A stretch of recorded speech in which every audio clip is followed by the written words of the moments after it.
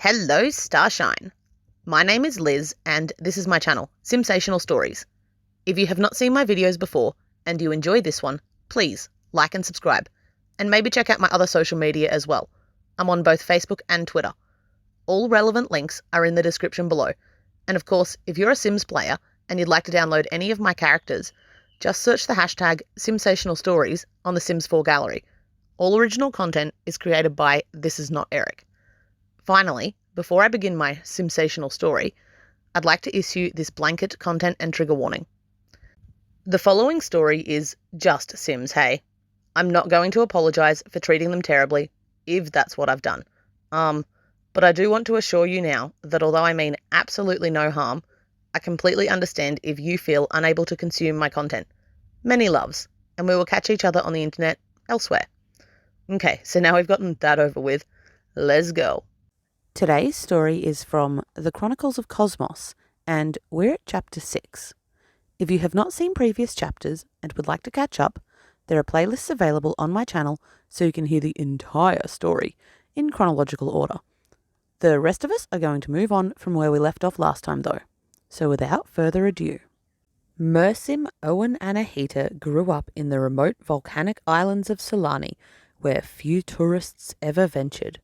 He and his twin brother Miles had inherited the merperson gene from their mother Aqua, but that was not the only way for a Sim to become a Mersim. When Miles had begun dating next-door neighbour Gabrielle, the family had made a decision to bring her into their finned fold.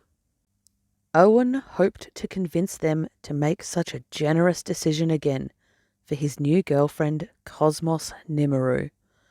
The young couple had only been dating for a few weeks now, but as Owen had told his parents, when you know, you know. He knew with Cosmos. There was just something about her, inside of her, that spoke to him and his heart. Cosmos had grown up in the suburbs of Strangerville, in a very strange home. Years before her own birth, her father Magnus had been abducted by aliens and had, as a result, given birth to her older brother Oberon, although that was another story. Anyway, as a result of her father's many misadventures, Cosmos herself was half alien and not even sure if aliens could become mermaids. Cosmos asked her father this question. In an attempt to shield them from governmental investigation and ascertain their possible strengths, weaknesses, and abilities, Magnus had done some rather extensive, non-invasive testing on his own children during their younger years. If anyone could know whether she could safely undergo this transition, it would be him. Things hadn't always gone smoothly with their relationship, but Magnus was delighted to now see and help his teenage daughter. He kindly explained to Cosmos that, although she bore some rather obvious signs of her alien heritage, she was otherwise a perfectly normal Sim, and he could see no reason why she couldn't safely become any manner of supernatural she chose. It was a huge relief for Cosmos to be able to tell Owen that her DNA wasn't an issue. She had been worried that her alien half would somehow interfere with her mermaid half, for of course nobody had ever done this before. She was out here in Sulani trying to build a whole new life for herself, becoming part of a new family, really, and there were bound to be some setbacks. Nothing worthwhile was ever achieved easily, however, and Cosmos was ready to face whatever challenges this new path she had chosen had ahead. Until she came to Sulani as a child, Cosmos had always felt a little off-centre in her world, and then, when they'd had to leave the islands, her heart had been broken. Now she'd come back again. She never wanted to leave. Sulani was her home. Although they hadn't been expecting Cosmos to come into their lives, now that they had met her, Owen's family had to agree with him. She was a perfect candidate to join their small merpod. Aqua and the rest of the pod took Cosmos out to dinner to announce and celebrate their decision.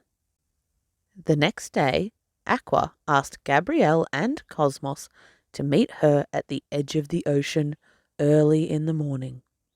It was time. Cosmos was finally going to learn the secrets of Sulani mermaids and how to become one. It was sacred information, known to few Sims on Earth, but Aqua trusted the young teenager. Following the two mermaids deep out into the ocean in a flimsy rowboat, Cosmos wasn't so sure that she trusted herself all that much. This whole thing was crazy. Running away to Sulani at 15 to discover mermaids and learn how to become one? It was such a wild story. Nobody would ever believe it. Not that she was ever going to tell anyone, of course. Even if she thought they'd believe her, Cosmos knew she could never risk the safety of her new friends, let alone herself, by trusting any normal Sim with their secret. Cosmos watched with wonder as Aqua pulled a seemingly ordinary conch shell from somewhere and called a dolphin to her. Cosmos couldn't believe it. Surely she was imagining things.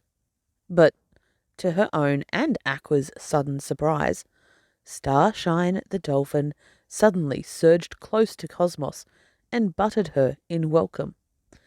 It was somehow the very same creature Cosmos had swum with as a child during their family holiday.